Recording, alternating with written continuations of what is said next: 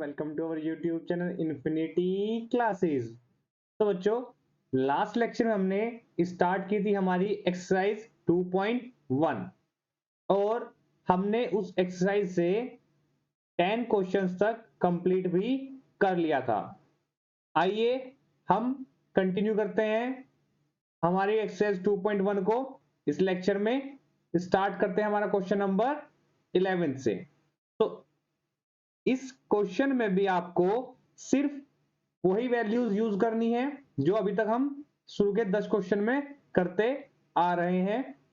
हमें मेन क्या कहा कि इस बार आपको कोई भी एक सिंगल टर्म नहीं दी गई है, आपको एक मल्टीपल ट्रिग्नोमेट्री इनवर्स जो फंक्शन है उनकी टर्म्स दी गई है और उनको एक तरह से ऐड और सब्ट्रैक्ट करना है वैल्यू निकालने के बाद।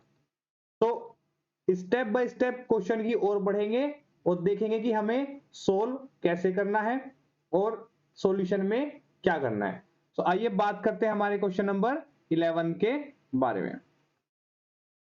क्वेश्चन नंबर 11 क्या कहता है, इसने कहा कि tan inverse 1 cos inverse -1/2 and sin inverse -1/2, ये तीन टर्म्स आपको सोल्व करके ऐड करनी है। बीच में प्लस का साइन है, प्लस यहां पे भी प्लस।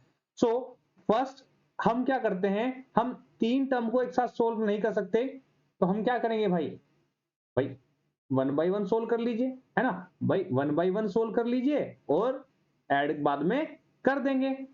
टिपिकल नहीं बनाना है, इजी वे बनाना है। सो क्या करना है भाई, तीनों को देख के नहीं डरना, सिंगल सिंगल वो सोल्व कर लेते हैं। तो पहले लेते हैं, हमने कहा लेट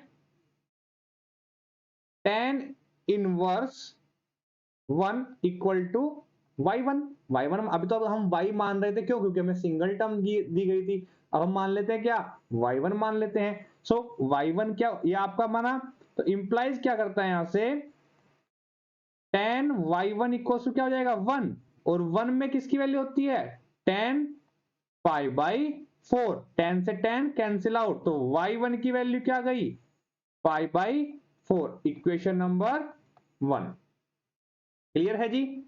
नाउ अब ले लेते हैं हम लेट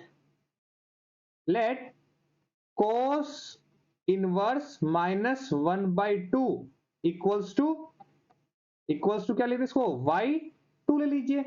ये इधर जाए क्या बनेगा आपका, cos y2 equals to -1/2, cos y2 equals to -1/2। So implies that ये क्या है, minus cos, implies equal to कर लीजिए इसको, equals to minus cos, cos 1/2 में किसकी वैल्यू होती है, π/3 की। अब देखिए भाई, यहां पे tan था, यहां पे tan था, हमने गायब कर दिया, बट यहां पे कोस है, यहां पे माइनस कोस है। ऐसे गायब जल्दीबाजी में ना, हरी हरी में इसको क्या करना है, इसको गायब मत कर देना। क्यों, क्योंकि भाई माइनस का यहां पे बहुत इंपॉर्टेंट रोल है। सो हमें एक प्रॉपर्टी पता है कि cos pi minus theta minus cos theta होता है, cos pi minus theta minus cos theta होता है। सो इसका मतलब माइनस कोस थीटा, ये माइनस कोस थीटा, थीटा की वैल्यू क्या है यहाँ पे, π/3। तो implies that cos y2 equals to क्या हुआ, कोस माइनस कोस थीटा क्या लिखते हैं, pi minus theta, simple. Clear है। तो यहां से क्या जाएगा, y2 equals to pi minus π/3, 2π/3, equation number second. ये आपकी इक्वेशन सेकंड हुई, दो टर्म्स सोल्व हुई बहुत इजीली। नाउ तो बात करते हैं हमारी नेक्स्ट टर्म के बारे में। अब नेक्स्ट टर्म में सोल्व क्या करनी है, साइन इनवर्स -1/2। इसको सोल्व करने के लिए देखिए हम क्या करना है, लेट y1 हमने y2 मान लिया, y3 की बारी आ गई, y3 equals to sine inverse -1/2। Clear सी बात है। इंप्लाइज दैट क्या जाएगा, ये साइन y3 इक्वल्स टू क्या जाएगा, -1/2। क्लियर। और -1/2 क्या होता है, माइनस साइन पाई बाई 6। अब आपको एक प्रॉपर्टी पता है, तो साइन y3 की वैल्यू क्या आ जाएगी, साइन माइनस पाई बाई 6। हमने कौन सी प्रॉपर्टी यूज की, प्रॉपर्टी हमने यूज की है साइन माइनस थीटा होता है हमारा माइनस साइन थीटा। तो यहां पे क्या था, माइनस साइन पाई बाई 6, तो क्या हो गया साइन पाई बाई 6, वो भी क्या अंदर माइनस का। क्लियर सी बात है, ये प्रॉपर्टी यूज की, माइनस साइन थीटा को हमने ऐसे लिख दिया sine minus theta. So sine से साइन कैंसिल आउट, तो y3 की वैल्यू क्या आ गई, माइनस पाई बाई 6। अब आपके पास y1 है, y2 है, y3 है, इक्वेशन नंबर 3 मान लीजिए।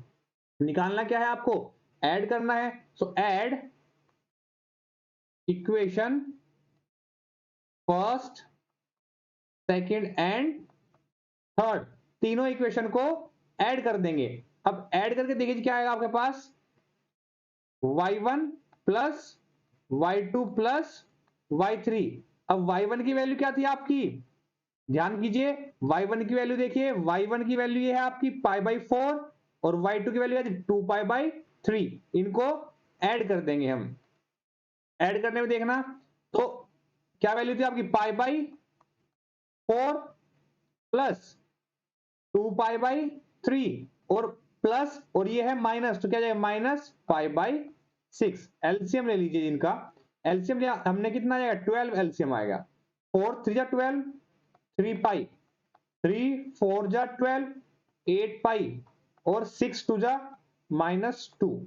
इनको ऐड करके लिखना, यहां पे लिख देता हूं आंसर, कितना हुआ ये 8 प्लस 3 कितना हुआ, 8 और 3 11, 11 माइनस 2 9 पाई, तो 9 पाई बाई 12, इसको 3 से डिवाइड कर दीजिए, 3 पाई बाई 4, ये आपका आंसर। क्लियर सी बात है, 3 पाई बाई 4 सबको ऐड किया और जितना सिंप्लीफाई हो सके हमने उतना उसको सिंप्लीफाई किया, तभी हमें अपना एक रिक्वायर्ड जो आंसर होगा वो मिलेगा। ऐसा मत कर देना कि आप उसको 9 पाई बाई 12 छोड़ दो, है ना भाई, जब इतनी मेहनत कर ली है तो थोड़ा सिंप्लीफाई करने में क्या जाता है ना। सो ये आपका आंसर है 3 पाई बाई 4। नाउ मूव करते हैं हमारे नेक्स्ट क्वेश्चन पे। क्या कहता है नेक्स्ट क्वेश्चन हमारा, इस बार इसने दो ही टर्म दी हैं, दो ही टर्म दी हैं। सो मैंने कहा let y1 equal to cos inverse 1/2। ठीक है जी, सो इंप्लाइज दैट क्या आ जाएगा, कोस y1 इक्वल्स टू 1/2। क्लियर, और 1/2 कोस में किसकी वैल्यू होती है, कोस y1 इसको एज इट इज, और इसको कन्वर्ट कर लेंगे कोस में, तो कोस पाई बाई 3। तो implies that y1 equal to pi by 3। Equation number ये आपकी 1 आ गई। क्लियर है, 1 आ गई। तो now let sine inverse 1/2 equals to y2। तो implies that sine y2 equals to क्या आ जाएगा आपका 1/2, और 1/2 किसकी वैल्यू थे, साइन पाई बाई 6। क्लियर है, sine pi by 6। Now implies that y2 equal to pi by 6। एक तो आपका क्या आ गया पाई बाई 3 और दूसरा आ गई आपकी इक्वेशन पाई बाई 6। आपको निकालना क्या है, कोस inverse 1/2 plus 2 into sine inverse 1/2, है ना, ये वैल्यूज निकालनी है आपको। सो आपके पास y1 क्या है, y1 का मतलब भी क्या है, अगर मैं लिखने लगूं कि ये क्या है आपका कोस इनवर्स 1/2, और y2 का मतलब क्या है, ये साइन इनवर्स 1/2, यही तो मतलब है जी। तो बट यहां पे अब इन दोनों को ऐड नहीं करना है, क्वेश्चन दोबारा पढ़िए, इन दोनों को ऐड करेंगे तो सिंपल ऐड हो जाएगा, बट इसने कहा कोस इनवर्स 1/2 तो है, प्लस में क्या है 2 ऑफ साइन इनवर्स 1/2, मतलब जो साइन इनवर्स 1/2 की वैल्यू आई है उसमें 2 से मल्टीप्लाई करनी है। Clear? So we get required answer देखिए जी। तो we have to find value of cos inverse 1/2 plus 2 sine inverse 1/2। ठीक है जी, वैल्यू रख दीजिए। cos इनवर्स 1/2 की वैल्यू क्या आई आपकी बताइए, π/3, और y2 की वैल्यू क्या है आपकी π/6। चलिए जी रखते हैं इसमें π/3 प्लस 2 इंटू π/6, तो इंप्लाइज दैट π/3 प्लस ये भी कितना हुआ π/3, तो दोनों को ऐड करके क्या मिला आपका 2π/3। यही आपका क्या होगा आंसर। बहुत ही सिंपल फंडा लगाना है, बहुत ही आराम से रिलैक्स मोड में सोल्व करना है। बस आपको प्रॉपर्टीज पता होनी चाहिए। प्रॉपर्टीज पता है, क्वेश्चन आगे से आगे चलेगा आपसे। ठीक है, माइंड में आपके एक नेक्स्ट स्टेप पहले से ही बिल्डअप हो जाएगा अगर आपको प्रॉपर्टीज बहुत अच्छे से पता है। बट अगर आपको प्रॉपर्टीज नहीं पता है तो आप वहां पे आगे का तो छोड़ दीजिए, जो आपको लिखना है ना वो भी समझ में नहीं आएगा। तो रिक्वेस्ट है आपसे कि आप इसमें प्रॉपर्टीज बहुत ज्यादा जरूरी है। ट्रिग्नोमेट्री सिर्फ प्रॉपर्टीज का खेल है। ट्रिग्नोमेट्री में कोई थ्योरम नहीं है, कोई कुछ नहीं है, सिर्फ प्रॉपर्टीज है। प्रॉपर्टीज पढ़ो, प्रॉपर्टीज याद होनी चाहिए और आपको आंसर एकदम दिखाई देगा। आपने भाई 11th में अगर आपने मेहनत कर लिया ना ट्रिग्नोमेट्री में, क्लियर सी बात ही है, अगर आपने 11th में ट्रिग्नोमेट्री में मेहनत की है तो वहां पर आपको अलग से एकदम से दिखाई देगा कि हाँ जी यहाँ पर आपको मान sin 2 थीटा का फॉर्मूला आ गया कि आपको वहां पे कौन सा फॉर्मूला यूज करना है। अब cos 2 थीटा होता है ना, cos 2 थीटा होता है, उसके 4 फॉर्मूले होते हैं भाई, हर एक फॉर्मूले का अलग इंपॉर्टेंस है। क्लियर सी बात है ना। सो उसके 4 फॉर्मूले आपको अगर याद हैं तो आप तभी बता पाएंगे कि भाई कहां पे आपका कौन सा फॉर्मूला रिक्वायर्ड है। तो इसीलिए मैं कहता हूं बार बार भाई प्रॉपर्टीज याद होनी चाहिए, सभी फॉर्मूले आपको टिप्स पर होने चाहिए।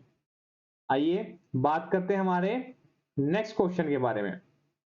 बड़ा इंटरेस्टिंग क्वेश्चन है, देखिए क्या कहता है क्वेश्चन। इसने कहा sine inverse x equals to y है ना, देन हमें बतानी है y की value, then y belongs to किस इंटरवल में, देन हमें y की वैल्यू बतानी है कि वैल्यू y क्या आ सकता है। अब देखिए sine inverse x equals to y है, तो हमें क्या है भाई, हमें मतलब है कि sine inverse x equals to किसी के भी हो, बट हमें पता है कि साइन जो इनवर्स है उसकी रेंज कहां से कहां जा सकती है ना, उसकी जो रेंज है वो कहां से कहां जा सकती है। सो हमें पता है we have sine inverse x जो कि बिलोंग करता है कहां पर, -π/2 से +π/2, वो भी क्लोज इंटरवल है ना। हर बात को मैं हर बार इसको बताते हुए क्लोज या ओपन पे जोर इसलिए डालता हूं, एक वहां पे थोड़ा हाईलाइट करके इसलिए बोलता हूं क्योंकि वो मोस्ट इंपोर्टेंट थिंग है भाई आपके यहाँ पे, मोस्ट इंपोर्टेंट है क्लोज और ओपन। धरती आसमान का फर्क है क्लोज और ओपन में। भाई किसी चीज को आपने अपने पास रख लिया और किसी चीज को आपने वहां से निकाल के बाहर कर दिया, तो भाई बहुत फर्क होता है। ये मत समझना कि मैं इसको बस अच्छा दिखाने के लिए कभी इसको स्क्वायर ब्रैकेट बना देता हूं, कभी इसको एक छोटे जो आपके स्मॉल ब्रैकेट होते हैं वो बना देता हूं, नहीं, बहुत ही इंपॉर्टेंट रोल है। सो इसका मतलब क्या है, अगर साइन इनवर्स किसके इक्वल है भाई, ये y के इक्वल है। अगर साइन इनवर्स इस इंटरवल में बिलोंग कर रहा है तो जो ये आपका y है ये भी तो इसी इंटरवल में बिलोंग करेगा। So implies that y belongs to कहां पे, क्लोज इंटरवल -π/2 से π/2। ठीक है जी, सो इंप्लाइज दैट -π/2, इसको हम ऐसे भी लिख सकते हैं y < π/2। क्लियर है जी। अब ये था आपका एमसीक्यू टाइप क्वेश्चन। सो आप देख लेना जो भी आपका ये आंसर होगा वही ऑप्शन करेक्ट होगा। जहां पे भी ये यहां पे भी इक्वल टू का साइन क्यों आया, क्योंकि क्लोज इंटरवल है। है ना, -π/2 भी है, π/2 भी है, तो तभी ये क्लोज इंटरवल का साइन आया है, इक्वल टू का साइन यहाँ पे लेस देन इक्वल टू भी आया है। क्लियर सी बात है। ऑप्शन आप टिक करके देख लेना, जो भी आपका ये ऑप्शन होगा, जहां पे भी ए बी सी डी में जहां पे भी होगा, ये आपका करेक्ट आंसर है। तो बात करते हैं हमारे नेक्स्ट क्वेश्चन के बारे में। Next question and last question इस एक्सरसाइज का सॉल्यूशन। अब देखिए जी, सॉल्यूशन क्या कहता है, यहां पे भी दो टर्म्स हैं, दोनों टर्म्स को अलग अलग सोल्व करेंगे और सब्ट्रैक्ट कर देंगे। तो मैंने कहा let tan inverse under root 3 equals to y1, so implies that tan y1 equals to under root 3। ठीक है, और अंडर रूट 3 किसकी वैल्यू होती है, अंडर रूट 3 होती है tan π/3, π/3, so implies that y1 equal to क्या हुआ आपका π/3, equation number 1। Clear. Now let, colour change कर लेता हूं ताकि डिफरेंस समझ में आए कि वो अलग पार्ट है ये अलग पार्ट है। Let sec inverse -2 equals to y2, so implies that sec y2 equals to -2। Clear है जी। अब देखिए, इसको कोस में सोल्व करना थोड़ा आसान रहेगा, कन्वर्ट कर लेता हूं कोस में। ये क्या आएगा, 1 cos y2 इक्वल्स टू -2। ठीक है, सो cos 2 की वैल्यू क्या आ जाएगी, implies that cos y2 equals to -1/2। ठीक है, cos ये क्या होगा -1/2।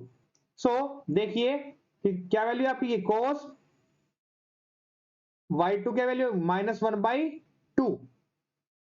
अब देखिए, so implies that cos y2 equals to -1/2 है, तो माइनस cos π/3, cos π/3। फिर से मैंने आपको वही फॉर्मूला यूज करेंगे हम, क्योंकि यहाँ पे प्लस है cos, यहाँ पे माइनस है, तो हमें क्या प्रॉपर्टी यूज करनी है, cos minus cos theta equals क्या होता है, cos pi minus theta. So implies that क्या आएगा आपका, ये cos y2 equals to cos pi minus π/3। तो इंप्लाइज दैट क्या आ जाएगा, y2 की वैल्यू क्या आएगी, पाई माइनस π/3 क्या हुआ, 2π/3। So equation number second. Now subtract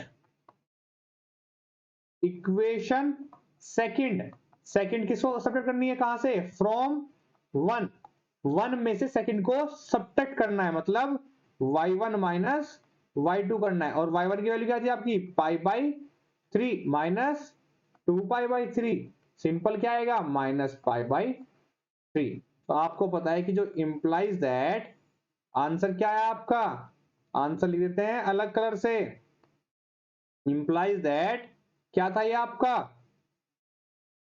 बताइए क्वेश्चन,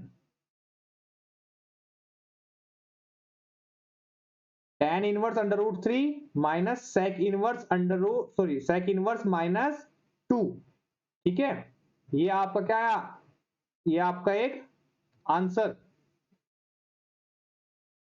क्या लिखना है, tan inverse under root 3 minus sec inverse -2, value क्या है, आंसर क्या है, -π/3। यही आपका क्या है जी, इसमें आंसर है। यही आप अपना ऑप्शन चेक कर लेना, -π/3 जो भी ऑप्शन में है, आई थिंक बी में है, वही करेक्ट होगा आपका ऑप्शन बी, जो भी होगा -π/3। मेन फोकस रखना -π/3, ऑप्शन अपने आप दिख जाएगा। क्लियर है। सो यहां पर आपकी एक्सरसाइज 2.1 कंप्लीट होती है। यहां तक कोई भी डाउट है, मैं फिर से बोलूंगा, आप विदाउट एनी हेजिटेशन आप अपना डाउट पूछ सकते हैं। टेलीग्राम चैनल का लिंक आपको हर वीडियो में मिलता है, बट अब तक कोई डाउट पूछा नहीं जाता। ये हमें भी पता है, पढ़ते टाइम ना डाउट्स नहीं आते हैं। सबसे बढ़िया, जब पढ़ते हैं ना डाउट्स कभी नहीं आते। कभी क्लास में टीचर पढ़ाने के बाद बोलता है भाई कोई डाउट है, तो सब कोई नहीं बोलता है। क्यों? क्योंकि डाउट्स नहीं आते हैं। पर डाउट्स आना जरूरी है। अगर डाउट्स नहीं आ रहे हैं तो इसका मतलब या तो आप बहुत इंटेलिजेंट है ना, या तो आप इतने इंटेलिजेंट है कि आपको सब कुछ आता है। क्लास एक तरह से आप उस क्लास में है बट आप बहुत एडवांस हैं, या फिर आप पढ़ नहीं रहे हैं। अब बेसिक सी बात यह है कि भाई इंटेलिजेंट तो हैं पर इतने नहीं ना कि आप स्टैंडर्ड से आगे सोच ले, है ना। इंटेलिजेंट आप होंगे नो डाउट, बट इतने भी नहीं कि आप उससे आगे का सोच ले और डाउट्स ना आए, है ना। सो इसका मतलब आप पढ़ाई कम कर रहे हैं। जो भी आप इस विचार में है कि भाई डाउट मुझे नहीं आ रहे हैं, क्वेश्चन स्मूथली सोल्व हो रहे हैं, वो एक इसलिए हो रहा है क्योंकि मैं यहाँ पे कर रहा हूं, आपको लगता है बहुत इजी है ना। बट ये भी प्रैक्टिस से ही आएगा। आपको फिर से रिक्वेस्ट करता हूं, एक बार मैथ्स को बिना पेन पेपर के नहीं समझाएगा। मैथ्स करना है, पेन पेपर उठाना होगा और क्वेश्चंस करने होंगे। एक सबसे बड़ी गलती जो बच्चे करते हैं, एक क्वेश्चन किया, देखिए नेक्स्ट भी ऐसा ही है, हो जाएगा। बट नहीं, एनसीईआरटी में हर एक क्वेश्चन एक अलग टास्क रखता है। एनसीईआरटी में ना इतना, आप आर डी शर्मा पढ़ते हैं इतनी मोटी बुक, एनसीईआरटी इतनी पतली बुक आपकी, है ना। एनसीईआरटी इतनी पतली बुक है आपकी, सो डिफरेंस तो कहीं ना कहीं होगा ना। एनसीईआरटी में भी आपके हर एक टाइप का क्वेश्चन मिलेगा, बट वो क्वेश्चन का बल्क में नहीं मिलेंगे। अब आर डी शर्मा चल रही है आप, तो उसमें आप अगर आर डी शर्मा पढ़ रहे हैं, उसमें आपका हर एक जो क्वेश्चन होगा ना, उसी पे बेस आपके पास 10 क्वेश्चन होंगे, 20 क्वेश्चन होंगे। बट एनसीईआरटी में अगर एक क्वेश्चन है ना, वो अपने आप में यूनिक है। तो लेक्चर को और बोरिंग ना करते हुए, इतना लेक्चर ना देते हुए, आज के लिए इतना ही। बाकी मिलते हैं नेक्स्ट वीडियो में, तब तक के लिए थैंक यू।